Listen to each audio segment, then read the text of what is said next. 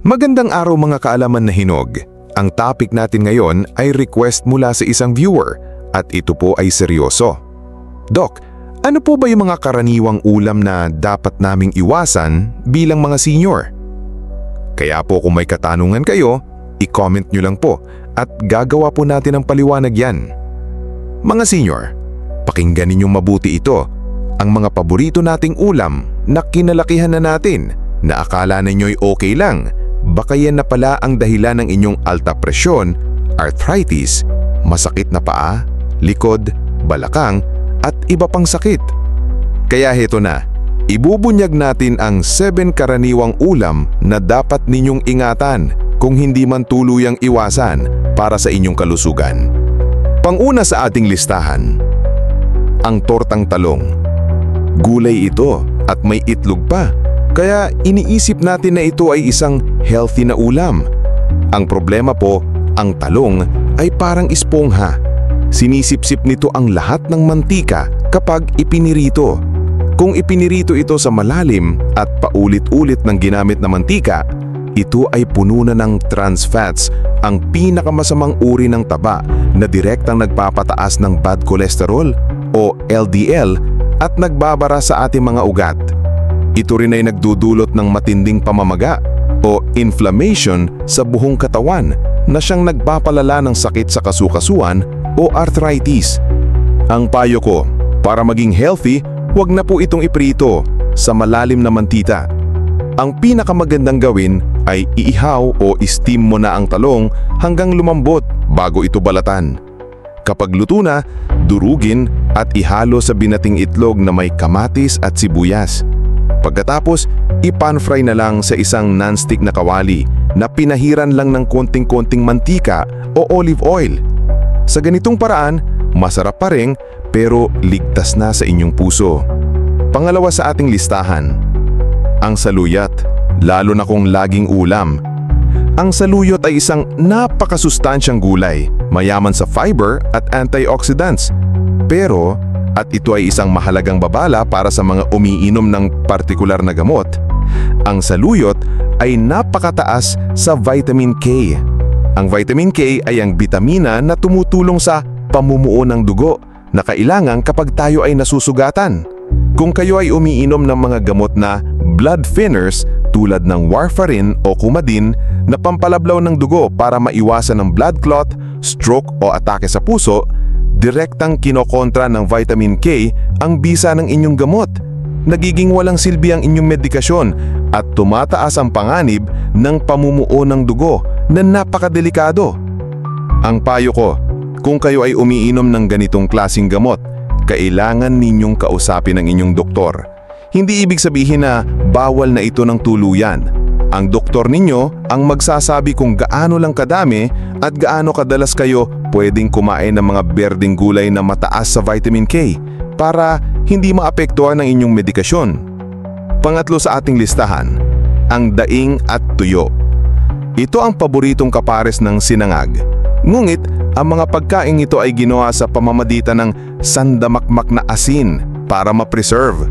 Isang pirasong daing na bangos ay maaring maglaman na ng sodium na halos katumbas na ng inyong buong araw na limitasyon. Ito ay isang bomba ng sodium na kalaban ng mga may alta presyon. Ang sobrang sodium ay nagpapanatili ng tubig sa katawan na nagpapataas ng volume ng dugo at nagpapahirap sa puso na ipump ito. Ito rin ay parusa sa inyong mga kidneys. Ang payo ko, hanggat maaari, iwasan na po natin ito bilang regular na ulam. Kung hindi maiwasan at nagke-crave talaga, ituring ito bilang pampalasa na lang at hindi ulam. Kumuha ng napakaliit na piraso lamang, siguraduhing hugasan o ibabad muna sa maligamgam na tubig ng ilang minuto bago lutuin para mabawasan ang alat sa labas. At ang pinakaimportante, uminom ng maraming tubig pagkatapos para matulungan ng kidneys na ilabas ang sobrang asin. Baka naman po, bilang maliit na tulong nyo na rin, kahit like lang po dito sa video at subscribe, okay na po. Maraming salamat po and God bless. Pang-apat sa ating listahan, ang pinakbet. Ito ay selebrasyon ng mga gulay, ngunit nagiging delikado dahil sa mga karaniwang sahog. Una, ang bagoong na napakataas sa sodium. Pangalawa, ang bagnet o taba ng baboy na puno ng saturated fat at kolesterol. Ang isang healthy na sanang ulam na gulay na ay nagiging bomba ng alat at taba na masama para sa puso at kidneys. Ang payo ko, gumawa ng healthy version ng pinakbet. Sa halip na maraming bagoong, gumamit lang ng isang kutsarita para sa buong lutuan at hayaan ang lasa ng kamatis at sibuyas ang mangibabaw. Para sa sahog, palitan ng bagnet ng hinimay na isda tulad ng tinapang galunggong o konting piraso ng dibdib ng manok. Kung gusto ninyong mag-eksperimento, mayroon din tinatawag na pinakbet sa isda, kung saan isda ang primaryong sahog imbes na karne. Panglima sa ating listahan, ang Bicol Express. Tulad ng pinakbet, ang problema rito hindi ang gulay, kundi ang paraan ng pagluluto. Ito ay kombinasyon ng gata na mataas sa saturated fat at alamang o bagoong na mataas sa sodium. Ito ay double trouble para sa inyong puso at blood pressure. Ang payo ko, kung magluluto kayo nito, gumamit ng light coconut milk na mabibili na sa mga grocery para mabawasan ng taba. Para sa alat at lasa, bawasan ng mahusay ang alamang o bagoong. Subukan yung gumamit ng ibang pampalasa tulad ng mas maraming luya, bawang at tanglad o lemongrass. Nakakapagbigay ng kakaibang aroma at limnam na hindi puro alat at pampalasa. Pang-anim sa ating listahan, ang chop suey. Ito ay ulam na puno ng iba't ibang gulay. Ngunit mag-ingat sa sauce, lalo na kung ito ay no-order sa mga restaurant. Ang typical na sauce nito ay pinapalapot ng cornstarch na mabilis magpataas ng blood sugar at puno ng oyster sauce at toyo na napakataas sa sodium at MSG. Ang malapot at makintab na sarsang ito ang nagtatakip sa tunay na sustansya at lasa ng gulay. Ang payo ko, sa bahay gumawa kayo ng sarili niyong simpleng sauce. Gamitin ang pinagpakuluan ng manok o simpleng tubig sabaw o sabaw. Timplahan lamang ito ng konting-konting toyo at paminta. Kung gusto ng konting limnam, isang patak ng sesame oil. Mas mainam na ang medyo masabaw na chop suey kaysa sa malapot na puno ng alat at pampalasa. At ang pangpito sa ating listahan, ang laing. Ang dahon ng gabi ang bida rito. Ngunit may dalawang panganib na dapat bantayan. Una, tulad ng Bicol Express, ang gata at bagoong ay kalaban ng puso at kidney. Pangalawa, ang dahon ng gabi mismo ay napakataas sa oxalates.